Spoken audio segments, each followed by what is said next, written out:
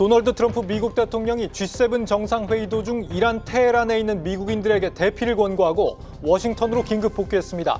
동시에 이란의 이번 주 핵 합의와 휴전 회담을 최종 제안하며 협상의 여지를 열어두는 모습입니다. 급변하는 중동 정세에 우리 코스피는 장중 2,998을 기록한 후 다시 상승폭을 내어주는 높은 변동성을 나타내고 있습니다. 여러분 안녕하십니까. 6월 17일 마켓워치 시작합니다. 코스피 3,000선을 눈앞에 두고 우리 증시가 대외 변수에 흔들리고 있습니다. 급변하는 시장 상황 증권부 최민정 기자와 분석해봅니다. 최 기자, 3,000을 고작 2포인트 남겨두고 좌절이 됐습니다. 너무 아쉬운데요. 네, 맞습니다. 오늘 우리 코스피 2,998선까지 진입을 했는데요. 3,000선을 눈앞에 두고 장중 하락 전환했습니다. 특히 SK하이닉스가 상승폭을 줄이며 이제 지수 상승폭을 반납했는데요. 대선 이후 1거래일을 제외하고 상승세를 주도했던 외국인의 매도 영향이 컸습니다. 대신해서 개인이 저가 매수에 나섰는데요. 개인들이 매수를 나서면서 우리 증시를 방어하고 있습니다.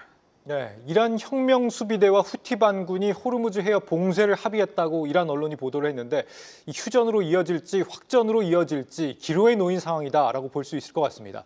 대외 리스크가 확산하고 있는데도 최근 이틀간은 정말 개인들의 움직임이 심상치 않은 것 같습니다.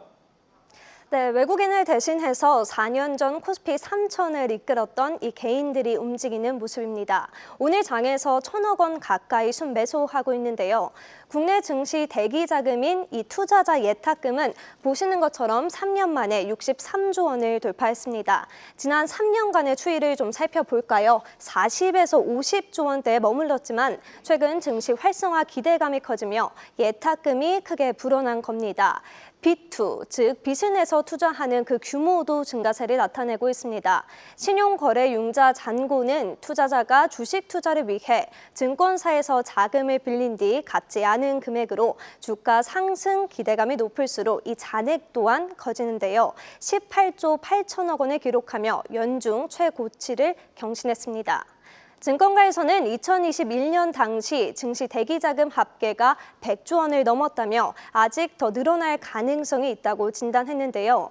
여기에 오늘 19일 공개될 2차 추가 경정 예산안도 증시 유동성 확대에 기여할 것으로 전망되는 상황입니다.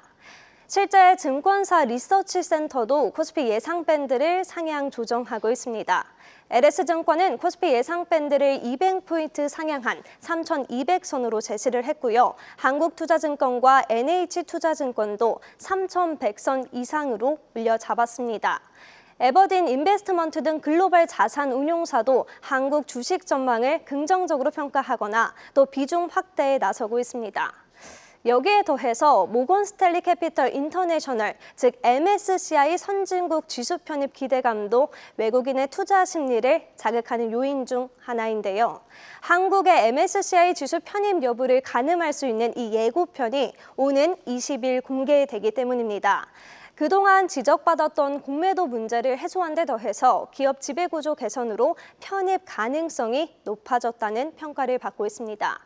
이번에 관찰 대상국이 되면요, 내년 6월 지수 편입이 가능해지고 이후 최대 우리 돈으로 76조 원의 이 패시브 자금 유입을 기대할 수 있습니다. 외국인 최근 코스피 시장에서 약 4조 원 가까이 사들였는데요. 특히 SK하이닉스를 1조 2천억 원가량 담았습니다. 반면에 보시는 것처럼 삼성전자 2위이긴 하지만 순매수 규모 4천억 원에 그쳤습니다. 외국인의 자금이 SK하이닉스로 쏠리며 한국의 대표주도 바뀐 듯한 흐름을 보이고 있는데요. 삼성전자에 대한 개인마저 등을 돌리며 6만 전자의 벽을 넘지 못하고 있습니다. 그 결과 대선 이후의 성적을 좀 살펴보면요. SK하이닉스는 22% 올랐지만 삼성전자의 경우 3% 상승에 그쳤습니다. 이는 코스피 지수 상승률보다도 낮은 성적을 내고 있는 건데요. 삼성전자 시가총액이 전체 코스피에서 차지하는 비중도 14%대까지 쪼그라들면서 9년 만에 최저치를 기록했습니다. 지난 2021년 9만 전자 당시와 비교를 해볼까요? 당시 코스피 시총 중 삼성전자의 비중이 25%였던 걸 감안하면 코스피 내에서 차지하는 이 삼성전자의 영향력이 크게 감소한 건데요. 국내 증시에서 삼성전자의 영향력이 점점 더 낮아진다는 걸 의미합니다. 우리 증시 시총 1위인 삼성전자의 반등 없이는 결국 코스피의 추가 상승도 제한적일 수 있는데요. 삼성전자의 반등이 어느 때보다 중요해진 시점입니다. 지금까지 마켓 딥다이브였습니다.